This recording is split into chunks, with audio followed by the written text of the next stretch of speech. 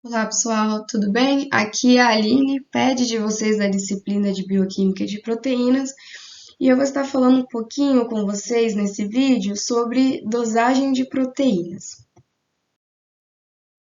Mas então, o que vem ser a dosagem de proteínas ou a dosagem proteica? Ela é uma técnica de suma importância, extremamente utilizada em laboratórios que têm como objeto de estudo proteínas. E essa técnica, ela é importante porque justamente através dela nós conseguimos ver a concentração, ou seja, a quantidade exata de proteínas existentes dentro de uma amostra. E essa concentração, ela nos é dada, né? A gente trabalha com ela em forma de unidade de microgramas ou miligramas. E a dosagem proteica, né, através dela, nós conseguimos fazer ao final de todo um processo, né? Porque vale ressaltar aqui que a dosagem proteica, ela não é uma técnica isolada. Ela está dentro de um processo complexo que envolve várias outras técnicas, né? Então, a gente já começou a ver esse processo com a extração de proteínas.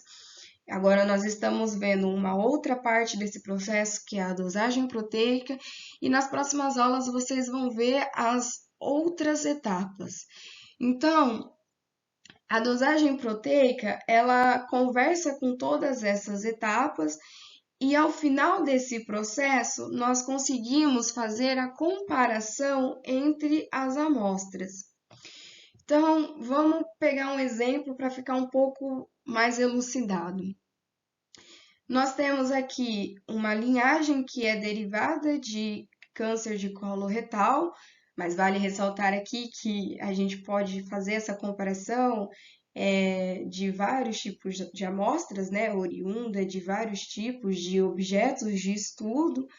Então, a gente pode pensar numa planta, né, na folha da planta ou na casca da planta. A gente pode pensar numa célula de espermatozoide ou de um tecido que foi oriundo de um modelo animal, né, os camundongos e tudo mais. Então, nós temos diversos tipos de amostra, né? Mas aqui, dentro desse exemplo, nós temos uma linhagem de câncer que foi oriunda de um câncer de colo retal. Então, esse quimioterápico, né, ele tem um efeito no câncer, nesse câncer, mas o objetivo era analisar se, após o tratamento, essas duas proteínas, né, a proteína hexoquinase, que pertence à via glicolítica, portanto, ela está atrelada ao processo de fornecimento de energia, e se a CEMIC, que é um fator de transcrição, que quando ela está com mutação, ela promove, né, aquele famosa característica do câncer, que é a proliferação celular desenfreada, se após o tratamento, então, elas diminuem. Então, para que eu possa chegar nesse resultado de conseguir comparar tratado com não tratado, eu primeiro preciso fazer a minha dosagem proteica. Eu primeiro preciso ver o quanto de proteínas eu tenho na minha amostra que foi derivada de uma cultura celular de câncer. Então, antes de adentrar no passo a passo de como é feito a dosagem proteica, eu gostaria só de dar um pouco de conceito de absorção e absorbância. A absorção, ela é os aminoácidos que absorvem a luz. Então, a gente vai ver mais para frente que na leitura a gente precisa incidir luz sobre as nossas amostras. E então, essa luz ela vai ser absorvida pelos nossos aminoácidos, né? Os aminoácidos são as unidades formadoras de proteína. E a partir da absorção, nós vamos ter a absorbância, que é a quantidade de luz que foi absorvida pela amostra.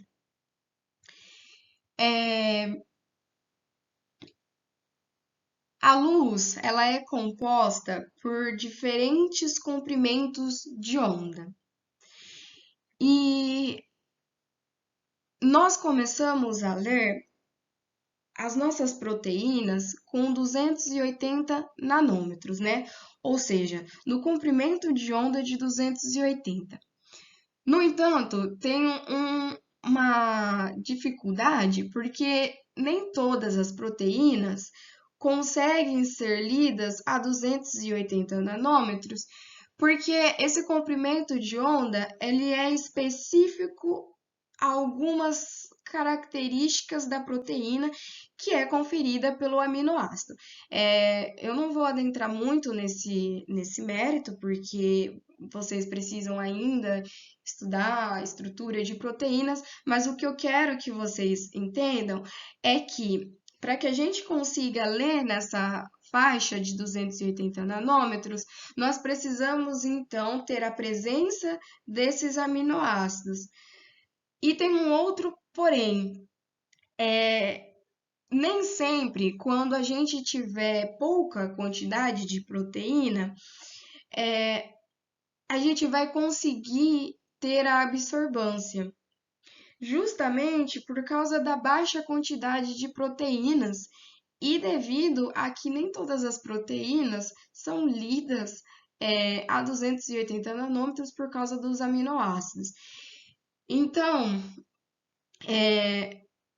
quando isso acontece, nós temos outros métodos que faz com que a gente consiga ler e dosar as proteínas. Então, só antes de adentrar, eu queria mostrar que o 280 nanômetros, ele é a luz ultravioleta.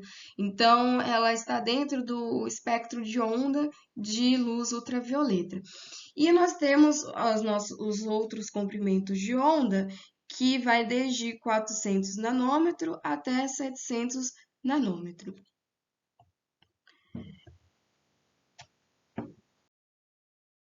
Então, quando a gente tem uma baixa quantidade de proteínas, né, nós utilizamos outras ferramentas, né?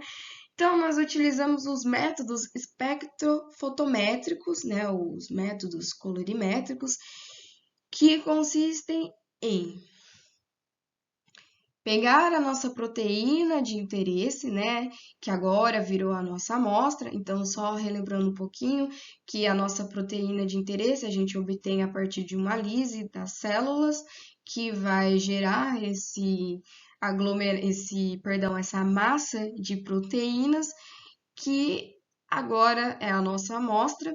E nós vamos pegar então essa amostra, nós vamos fazer uma reação colorimétrica que vai ser lida e que vai gerar um gráfico.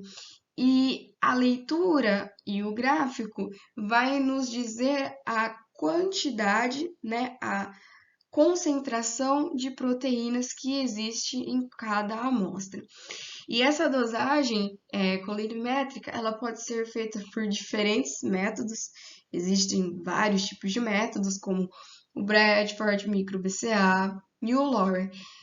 Então, existe uma gama de métodos que a gente consegue dosar as proteínas utilizando o espectrofotômetro.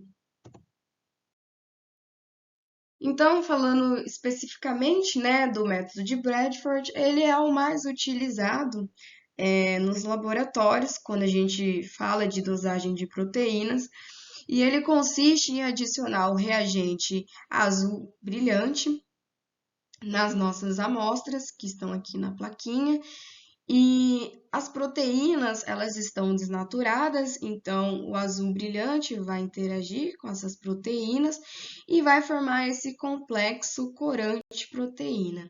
E esse complexo, ele se manifesta na forma de cor. Então, justamente por causa dessa manifestação, que a gente chama o método de Bradford de ensaio ou teste colorimétrico, certo? Então, ele está embasado numa escala de cor que vai do marrom até o azul. E essa escala de cor, né, a mudança dessa cor, nos indica a quantidade de proteínas presentes no meio. Então, quanto mais azul tiver o meio, né, a sua amostra, maior a concentração de proteínas, porque mais complexos corante proteína vão ser formados.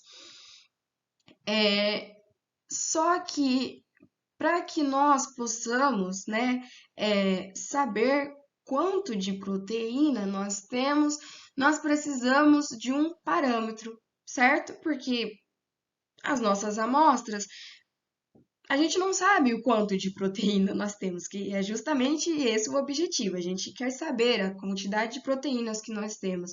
Então, nós precisamos de um parâmetro para comparar, para nos dizer o quanto de proteína que existe nas nossas amostras.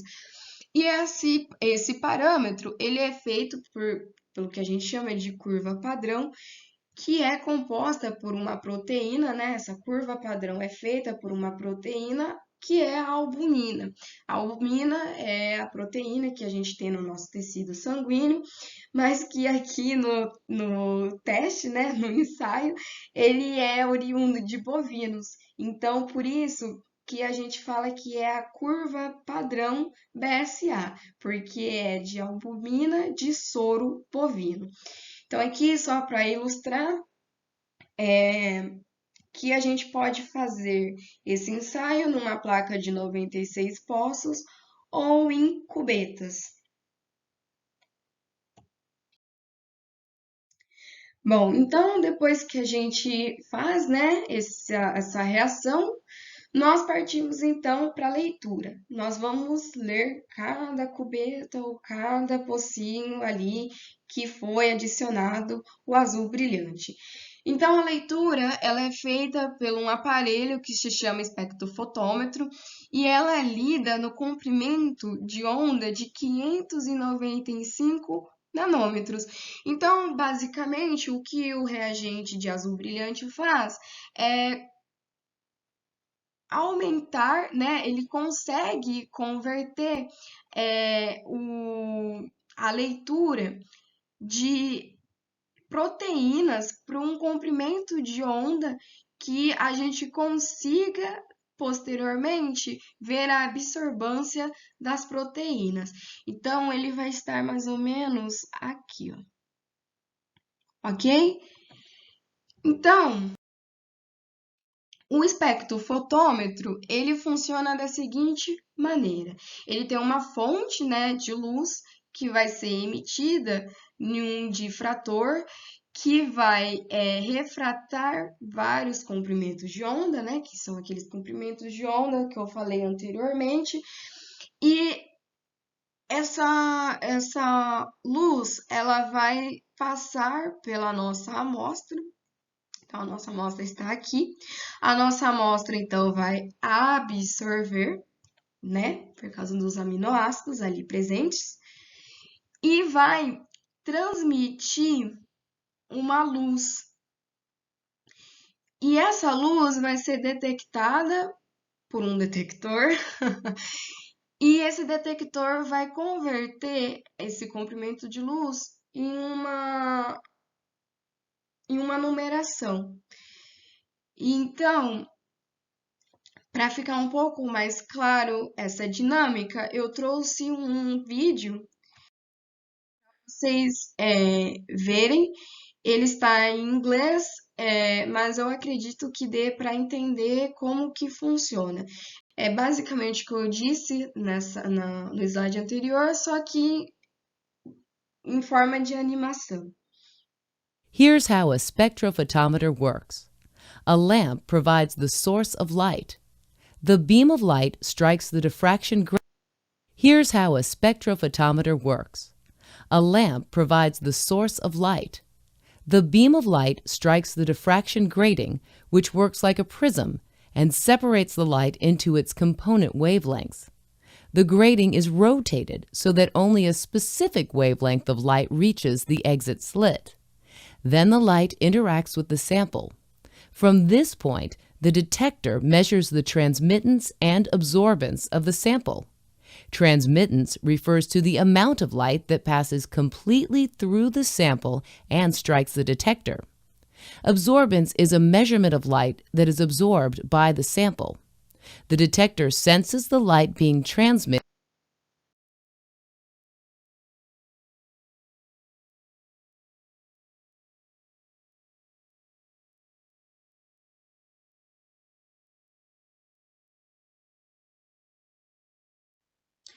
Bom, então depois que a gente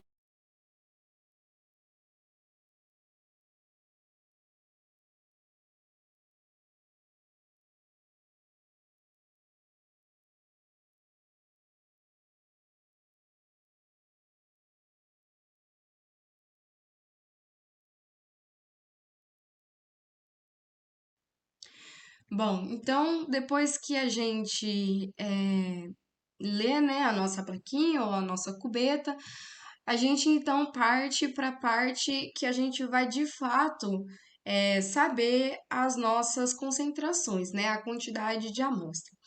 Então, a gente lê, né, junto o nosso parâmetro, né, que a gente vai utilizar para poder calcular. Sim, nós temos cálculos, mas não se desesperem, não são cálculos tenebrosos, são cálculos fáceis, tranquilos, na verdade, eu diria, né? É, e a gente vai usar então para calcular a concentração das nossas amostras. Então, aqui, só explorando um pouquinho melhor, nós temos as concentrações, né? Ou seja, as quantidades de proteínas conhecidas e as suas correspondentes absorvâncias, certo? É importante ressaltar também que o eixo X corresponde a essa concentração, enquanto que o eixo Y a absorvância. Isso vai ficar mais claro e nítido agora que eu vou mostrar com o gráfico. Então, a gente vai usar uma equação linear para gerar um gráfico e a partir dessa equação nós vamos calcular as nossas concentrações. E vocês vão ver que é importante fazer o gráfico para a gente conferir se realmente está confiável os nossos resultados, né? Então, a gente vai inserir, a gente vai em dispersão, em gráfico de ponto e tem a geração do gráfico, então. Eles vão formar esses pontos, né? Cada ponto corresponde a esse cruzamento, né, de correlação absorvância com a sua concentração de proteína. E então a gente vai vir aqui no último pontinho, vai dar um clique em cima, clicar com um botão direito, adicionar linha de tendência. A nossa linha de tendência, ela é reta, ela é uma reta, perdão, acabou dando um branco, mas ela é uma reta. E depois que a gente adicionar a linha de tendência, a gente vai vir aqui em exibir equação no gráfico e exibir valor de R quadrado. Então, a gente tem a equação do gráfico, que é uma equação linear, e o R ao quadrado. O R ao quadrado, ele tem que ser um valor que esteja próximo do 1. Por que que isso é importante? Porque o 1 seria a reta perfeita. Então, se ele está próximo, né, do 1, significa que a reta está perto do perfeito, ok? Então, essa é a equação que foi utilizada, certo? E agora, com essa equação, nós vamos calcular as concentrações de cada amostra que nós temos aqui. Como isso? Então, só relembrando junto com vocês, o X corresponde à concentração de proteínas, enquanto que o Y corresponde a absorvância, certo?